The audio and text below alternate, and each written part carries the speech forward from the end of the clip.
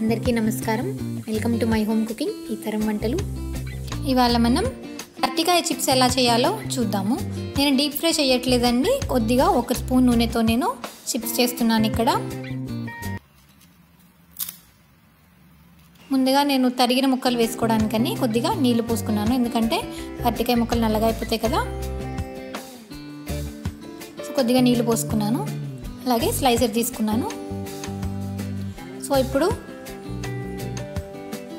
Peel చేసుకున్న పచ్చి అరటికాయ ఉంటుంది కదా, దాన్ని ఇలా స్లైసులు చేసేసుకున్నాము.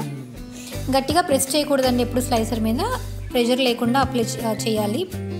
మూవ్ చేస్తూ ఉంటే వచ్చేస్తాయి మనకి అన్నీ, అప్పుడు ఈక్వల్ థిక్నెస్లో వస్తాయి. సో ముక్కలు రెడీ అయిపోయాయి. ఇక్కడ నేను స్టవ్ ఆన్ చేసి ఒక తవా పెట్టుకుంటున్నాను. ఇవి మనకి ఇలా క్రిస్పీగా రావాలంటే మనం ఇనుప మూకుల్లో చేయొచ్చు, లేదు నాన్ స్టిక్లో అయినా చేసుకోవచ్చు. సో కొద్దిగా నూనె వేసాను, 1 టేబుల్ స్పూన్ అనుకోండి. ఈవెన్గా స్ప్రెడ్ చేద్దాం. స్ప్రెడ్ చేసి మనం ఆల్రెడీ తరిగి పెట్టుకున్న అరటికాయ ముక్కలు ఉన్నాయి కదా, అవి ఇందులో వేసేద్దాం.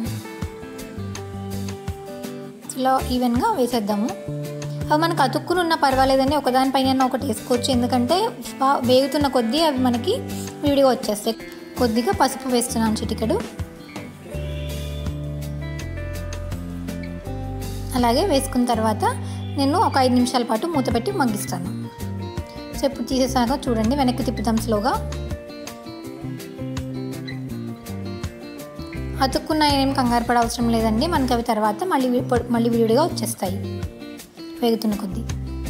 సో ఒకసారి తిప్పి ఉంచుకుందాం, మళ్ళీ కాసేపు మగ్గిద్దాము. ఇంక ఇక్కడ మనం మూత తీసేయచ్చండి, అవసరమైతే ఇంకొక 2 నిమిషాలు ఉంచాను అంతే నేను, పచ్చిదనం పోవడానికని. సో ఇప్పుడు మూత తీసేసి మనం కాస్త ఉప్పు వేసుకుందాము. ఉప్పు వేసుకున్న తర్వాత ఇంకాసేపు అలాగే మనం వేగరిద్దాం. ఒకసారి కలుపుకుందాం, ఉప్పు వేసాం కనుక.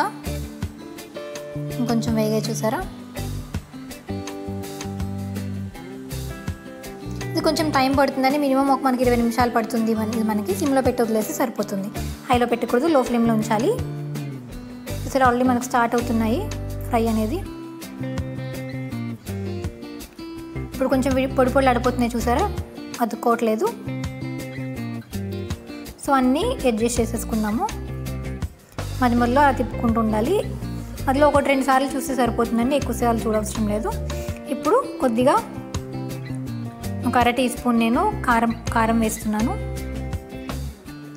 జాగ్రత్తగా కలుపుకుందాము, విరిగిపోతాయి లేదంటే మనకి ఇప్పుడు ఇవి, ఎందుకంటే కొంచెం కరకర రోస్ట్ అవ్వడం స్టార్ట్ అయింది కనుక. అలా మనం ఒక 5 to 10 మినిట్స్ అలా సిమ్లో ఉంచేస్తే డ్రై రోస్ట్ అయిపోతాయి. అవి స్టార్ట్ అవుతున్నాయి ఆల్రెడీ. అన్నీ ఈవెన్గా ఉంటే అన్నీ ఒకేలాగా మనకి ఫ్రై అవుతాయండి. కొన్ని థిక్గా కొన్ని థిన్గా ఉన్నాయంటే సన్నగా ఉన్న త్వరగా మాడిపోతాయి. ఆల్మోస్ట్ రెడీ అయిపోయిందండి మనకి, చూసారా ఎంత బాగుందో. సో మనకి ఇంట్లో చాలా ఈజీగా రెడీ అయిపోతాయండి. అలాగే నూనె కూడా ఎక్కువ వాడవసరం లేదు. సో చాలా హెల్తీ కూడాను. మీరు ఇంట్లో ట్రై చేసి చూడండి. వీడియో నచ్చితే కనుక లైక్ చేయండి, షేర్ చేయండి, సబ్స్క్రైబ్ చేయండి. Thank you for watching.